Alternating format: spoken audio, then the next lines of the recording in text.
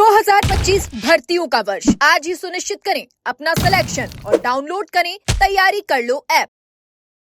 राजस्थान के युवाओं के लिए 12 साल तक संघर्ष करने, साथ ही कई अहम भर्तियों को पूरा करवाने और बेरोजगारों की आवाज उठाने वाले उपेंद्र यादव अब मुख्य राजनीति में युवाओं की आवाजों को बुलंद कर रहे हैं। भजनलाल सरकार तक उनकी मांगों को पहुंचाना और पूरा करवाना इस समय उनका उद्देश्य है। एक बार फिर से उपेंद्र यादव हमारे साथ हैं। उपेंद्र से बात करेंगे क्योंकि पिछले दिनों ही सीएम भजनलाल शर्मा ने बम्पर भर्तियों की घोषणा की है। कांग्रेस सरकार में हुई हर भर्ती की जांच के लिए उन्होंने हर संभाग स्तर पर कमेटियों का गठन किया है। साथ ही पेपर लीक, पेपर माफिया और जितने भी डमी अभ्यर्थी हैं उन पर कार्रवाई जारी है। इन तमाम मुद्दों पर बात करने के लिए उपेंद्र मेरे साथ मौजूद हैं। उपेंद्र, बहुत बहुत स्वागत है एजुकेशन में। शुक्रिया। उपेंद्र, कांग्रेस सरकार में हमने देखा था कि बहुत सारे पेपर लीक हुए, 17 पेपर लीक हुए। आप लगातार उनके खिलाफ आवाज़ उठा रहे थे। अब उनकी परतें खुलती जा रही है। सीएम ने उन तमाम भर्तियों की जांच के आदेश दिए थे और शिक्षक भर्ती 2018 और 22 में कई बड़े खुलासे हुए। देखो, उस समय आपने देखा होगा कि अधिकतर जिलों में मैंने रैलियां निकाली, आरपीएससी के बाहर प्रदर्शन, कर्मचारी चयन बोर्ड के बाहर प्रदर्शन, शहीद स्मारक के प्रदर्शन। आप उसके प्रत्यक्षदर्शी गवाह हो। पूरे राजस्थान में एक अभियान चलाया और हजारों की संख्या में रैलियां निकाला पेपर लीक के खिलाफ। और आपने देखा, जब मुझे टिकट मिला, मैं सिंबल लेने जब पार्टी कार्यालय गया था, तब मैंने कहा था कि देखना, पेपर लीक माफियों का खात्मा होगा और पेपर लीक मुक्त सरकार बनेगी। यानी कि पेपर लीक का जो दंश युवा बेरोजगार झेल रहे हैं उनको बड़ी राहत मिलेगी। और आप देख लीजिए कि करीब 18 महीने से ज़्यादा हो चुके हैं और एक भी पेपर लीक नहीं हुआ और भर्तियाँ हो रही हैं और युवाओं के साथ न्याय हो रहा है। बात करेंगे, 18 महीनों की आपने बात की है। बम्पर भर्तियां निकाली जा रही हैं, गहलोत सरकार के दौरान हो या उससे पहले बीजेपी की सरकार हो, भर्तियों के लिए आप संघर्ष करते आए थे। 12 साल तक युवाओं का नेतृत्व आपने किया था। 18 महीने में भजनलाल सरकार की ओर से निकाली गई भर्तियों से क्या प्रदेश के युवा संतुष्ट हैं? देखो, सबसे बड़ी बात है कि हर विभाग में भर्तियां निकालना, और सबसे बड़ी बात बिना प्रदर्शन किए। आपने भी देखा होगा, कोई प्रदर्शन हुआ 18 महीने में कि नई भर्ती निकालो। ये यशस्वी मुख्यमंत्री जी की सोच है। उन्होंने, जब भी हमारी मुलाकात होती है, मैंने युवा बेरोजगारों के डेलीगेशन की जब मुलाकात करवाई थी, सीएम साहब ने कहा मेरे लिए युवा प्राथमिकता है, मैं सारे विभागों में जितने रिक्त पदों को भरूंगा। तो मुख्यमंत्री जी पहले दिन से, क्योंकि जब शपथ लेकर आए और मुख्यमंत्री जी सबसे पहले एसआईटी का गठन किया, यानी कि सबसे पहले काम युवाओं के लिए काम करना शुरू किया। और आपने देखा कितने पेपर लीक माफियों को पकड़ा है उनके नेतृत्व में। तो पहले दिन से मुख्यमंत्री युवाओं के लिए काम कर रहे हैं, बिना प्रदर्शन के यहाँ भर्तियाँ निकाले। ये बड़ी अच्छी युवाओं के प्रति सोच है। लगातार युवाओं के लिए काम कर रहे हैं और आज वो कहते हैं कि ज़्यादा ज़्यादा युवाओं के लिए वो रोजगार के अवसर उत्पन्न करेंगे, नौकरियाँ निकालेंगे, उस दिशा में वो काम करें। मैं यशस्वी मुख्यमंत्री जी को धन्यवाद देना चाहूँगा कि बिना प्रदर्शन के वो भर्तियाँ निकाल रहे हैं हर विभाग में, चाहे वो एसआई भर्ती हो, चाहे वो पुलिस कांस्टेबल हो, चाहे वो ग्राम विकास अधिकारी हो, चाहे फर्स्ट ग्रेड हो, चाहे सेकंड ग्रेड हो, चाहे वो अलग अलग, चाहे वो विभाग हो, चाहे वो कृषि के क्षेत्र के विभाग हो। हर विभागों में जो भर्तियां निकाल रहे हैं, एक उनकी एक जोरदार उनकी पहल है। शिक्षक भर्ती 2018 और 2022 में एक बड़े मामले का खुलासा हुआ है। सरकार के जो फैसला लिया था 5 साल की भर्तियों की जांच में, इसमें सामने आया है सिर्फ 2 एफआईआर में 121 ऐसे शिक्षक हैं जिनके हस्ताक्षर, फोटो सब मिसमैच पाए गए हैं। एसओजी ने रिपोर्ट भी दर्ज की है। सबसे बड़ी बात है, इनमें से 114 वो शिक्षक हैं जो सिर्फ जालोर में कार्यरत हैं। देखो, 2018 में चाहे पीटीआई हो चाहे न भर्ती हो, मेरा वीडियो आज भी सोशल मीडिया पे मिल जाएगा। तो हमने कई बार आवाज़ उठाई थी कि साहब इनकी जांच होनी चाहिए, चाहे वो दिव्यांग सर्टिफिकेट हो, क्योंकि उस समय कृषि विभाग में तो उस पर कार्रवाई हुई थी, कुछ लोगों को बाहर किया गया था। तो उस समय लगातार हमने आवाज़ उठाई, पेपर लीक के खिलाफ आवाज़ उठाई, लेकिन एक तरह से अनसुना कर दिया गया। लेकिन ये भजनलाल जी की सरकार है, ये जाँच करवा रही है और जाँच करवा रही है तो परिणाम भी सबके सामने। तो हमने जो लगातार जो युवाओं में आक्रोश था, युवाओं में आक्रोश पेपर लीक के खिलाफ था, फर्जी डिग्री और डिप्लोमा के खिलाफ था, लगातार हमने आवाज़ उठाई है और जिसके परिणाम स्वरूप देखो कि कांग्रेस को उसका खामियाजा भुगतना पड़ा।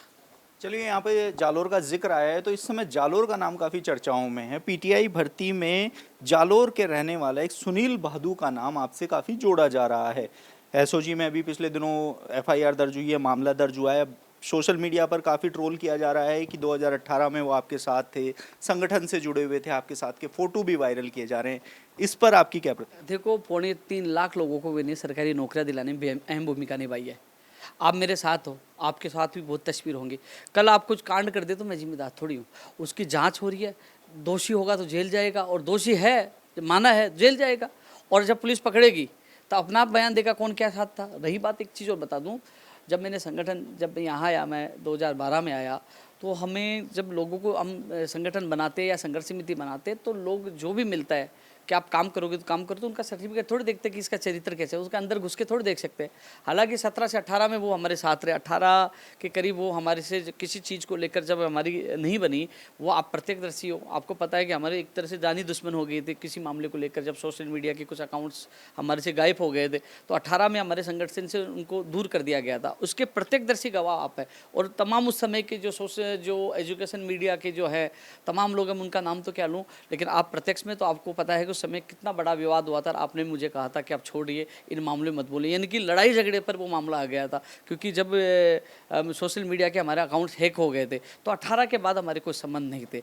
अब जो सोशल मीडिया न्यूज़पेपर के माध्यम से पता चला कि 2022 में उनका नाम आ रहा है, तो मैं तो यही कहना चाहूँगा एसओजी जांच करे और दोषी है तो खिलाफ तत्काल कार्रवाई करे, कोई भी हो, चाहे मैं ही क्यों न हूँ। यदि जो दोषी है युवाओं के सपनों के साथ खिलवाड़ करे, उसके खिलाफ कार्रवाई होनी चाहिए। रही बात, मैं आपको बता दूं, 3.25 लाख लोगों को मैंने नौकरियां दिलाई है, तो लाखों लोग आए हैं, धरने प्रदर्शन में आए हैं। कल कोई कांड करता है मेरे साथ, तो आज भी मैं क्षेत्र में जाता हूं तो लोग मेरे साथ फोटो लेते हैं, और मेरे साथ कई कहते हैं, कई बार कहते साहब मेरे कंधे पे हाथ डालो, मुझे मजबूरी में डालना पड़ता है, क्षेत्र में रहता हूँ खुद, क्योंकि कोई एक जनता है और वो कहे कि हमारे साथ फोटो खिंचवानी पड़ती है, कोई कांड कर दे तो मैं क्या कह सकता हूँ। और एक चीज़ बता दूँ, शायद उस समय जब 2018 के बाद जब हमारे रिश्ते ख़त्म हुए, जब हमारे साथ गलत हो गया था, हमने दूर कर दिया संगठन से, तो उस समय के बाद वो आपसे भी काफ़ी मिले, आपके संपर्क में आए, वो और सारे चैनल, सारे मंत्रियों से मिलता था, वो तो सबसे मिलता था।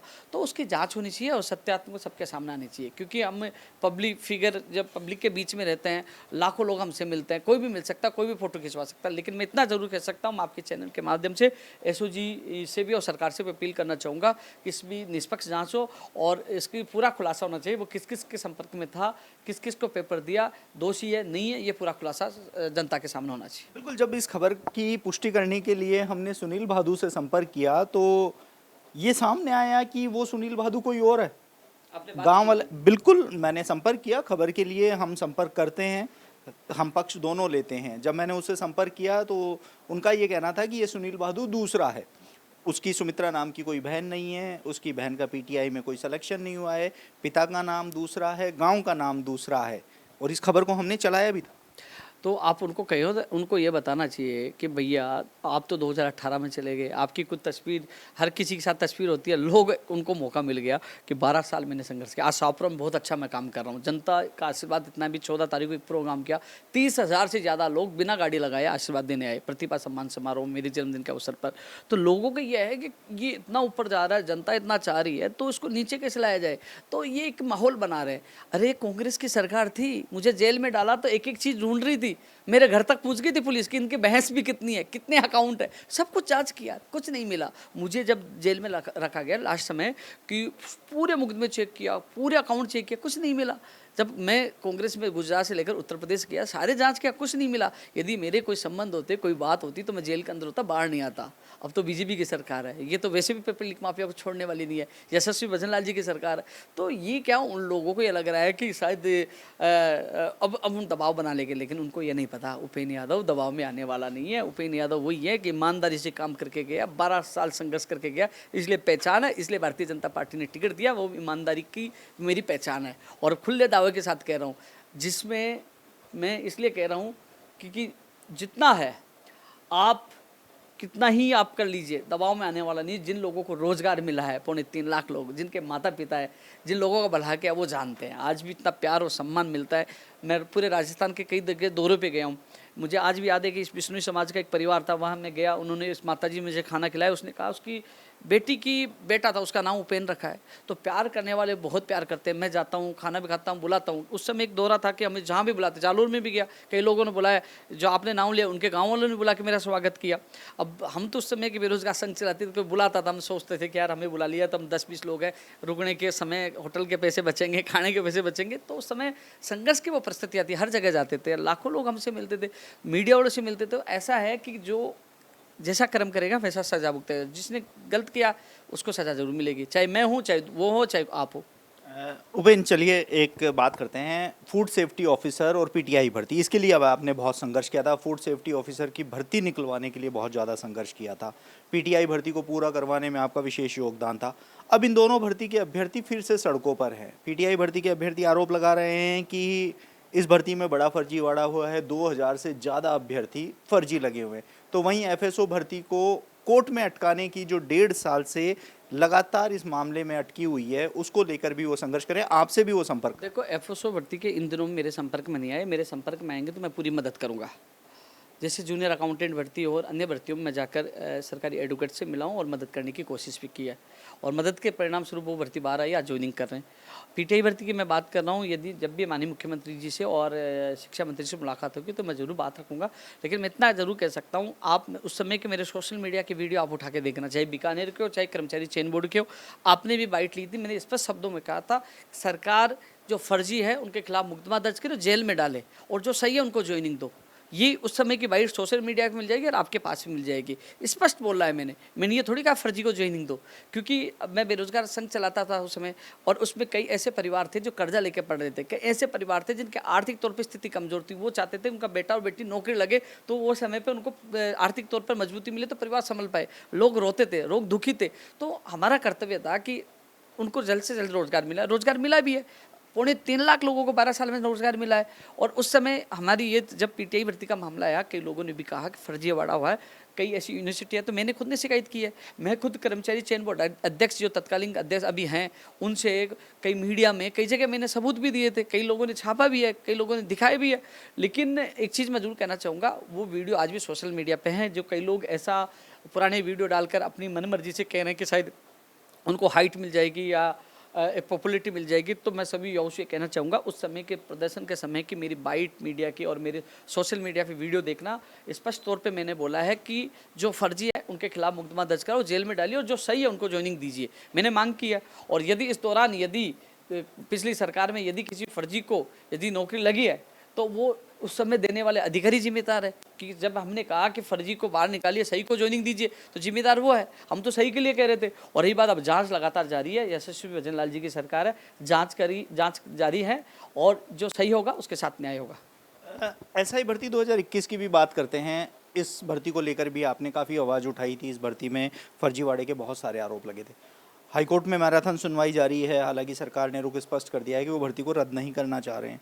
पूर्व सीएम अशोक गहलोत के पीएसओ राजकुमारी यादव और उसके बेटे भरत यादव का नाम इसमें आ चुका है, जिसके बाद अब पक्ष के निशाने पर गहलोत पूरी तरीके से नजर। देखो, मैं कहना चाहूँगा कि एसआई भर्ती को लेकर जब उस समय हमने शहीद स्मारक पर खूब प्रदर्शन किया, लेकिन नहीं सुनी गई।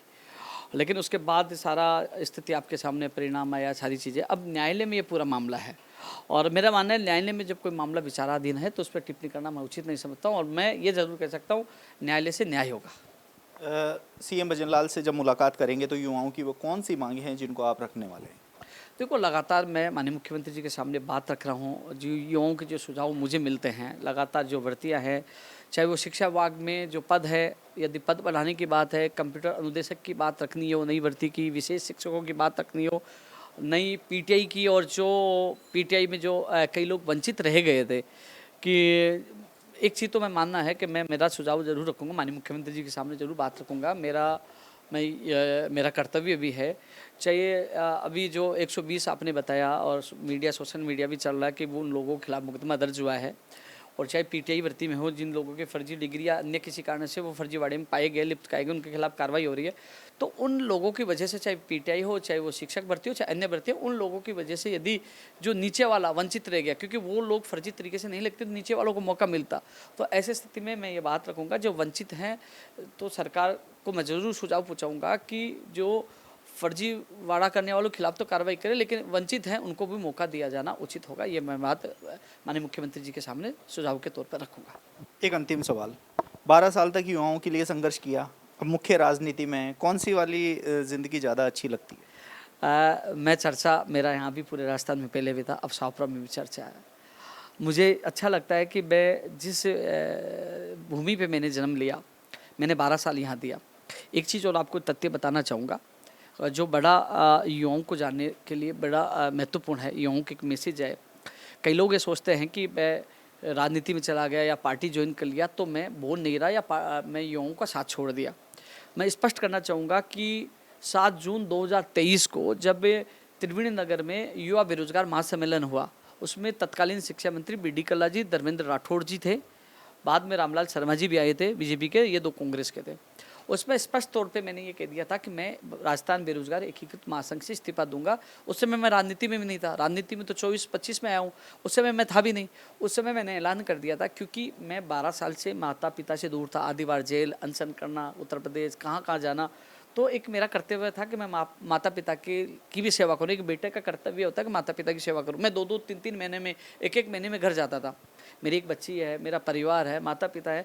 तो मैंने घर वालों को कहा था, घर वाले मुझे कहते थे कि आखिर कब लौटेगा, तो मैंने कहता बस ये साल, ऐसे करके काफ़ी समय हो गए थे।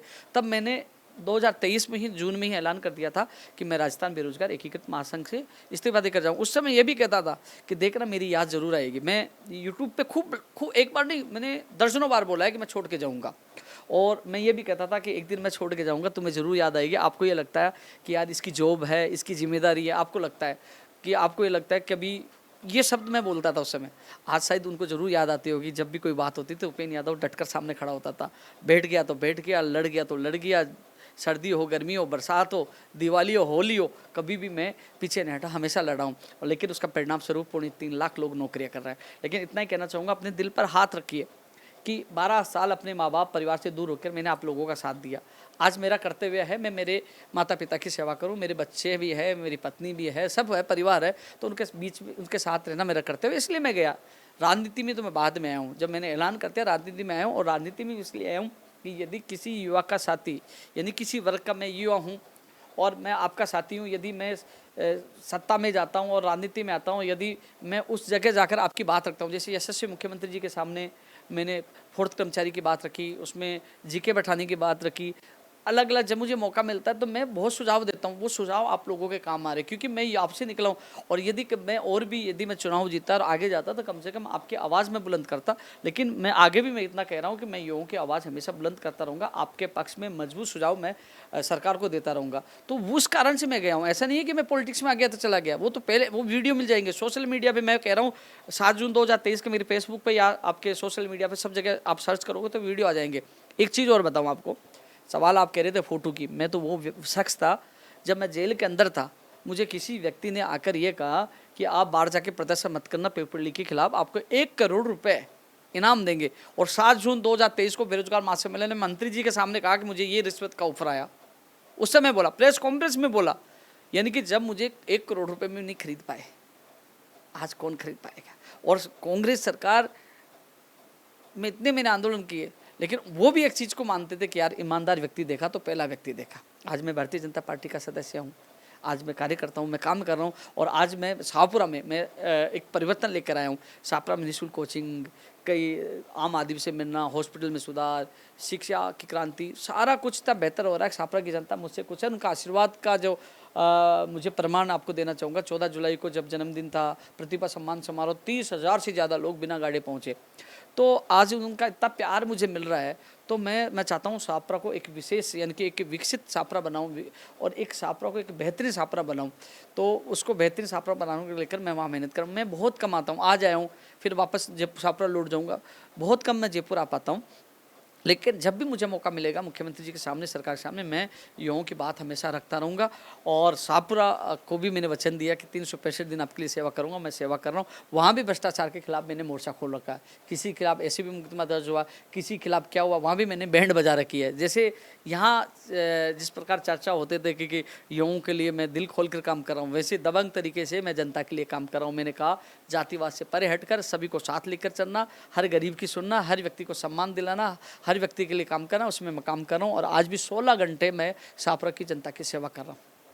बिल्कुल, तो ये थे उपेन्द्र यादव। देखिए, कई बहुत सारे ऐसे युवाओं के सवाल थे जिनके जवाब हमने लिए, भर्तियों से जुड़े हों चाहे सीएम तक उनकी बात पहुंचाने के। देखिए, 12 साल तक युवाओं के लिए संघर्ष किया और अब सीएम भजनलाल शर्मा तक सीधी अगर बात पहुंचाने का कोई जरिया है तो वो उपेन्द्र यादव है। और युवा अभी भी ये उम्मीद करते हैं कि युवाओं की मांगों को सीएम तक पहुंचाएं और उनकी तमाम जो समस्याएं हैं उनका समाधान हो, यही इनका उद्देश्य है। इसके साथ ही जालोर से जुड़े हुए एक व्यक्ति का नाम जो इनसे जोड़ा जा रहा है उनका भी इन्होंने खंडन किया है। तो ये तमाम सवालों के जवाब जी कर रहा हूँ, मैं एक निवेदन कर रहा हूँ।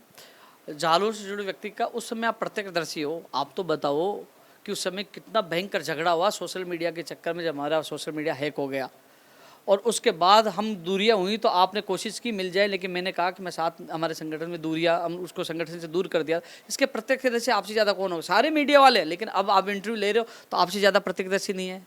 बताओ सच है गलत है, आपको पता है, पक्का है, ध्यान है नहीं इस समय, तो आप बताओ दर्शकों को। बिल्कुल वो घटनाक्रम भी था। तो उपेंद्र यादव थे और उपेंद्र यादव से हमने उन तमाम सवालों के जवाब लिए हैं जो युवा जानना चाहते थे। सीएम भजनलाल शर्मा तक कौन सी मांगों को पहुंचाया जाएगा, चाहे वो पीटीआई भर्ती हो, एफएसओ भर्ती हो, एलडीसी भर्ती हो, एसआई भर्ती हो, इन तमाम सवालों के जवाब हमने लिए हैं। एक बार फिर से नई जानकारी के साथ आपके साथ जुड़ेंगे, तब तक के लिए नमस्कार। आप देखते रहिए एजुकेशन नगर।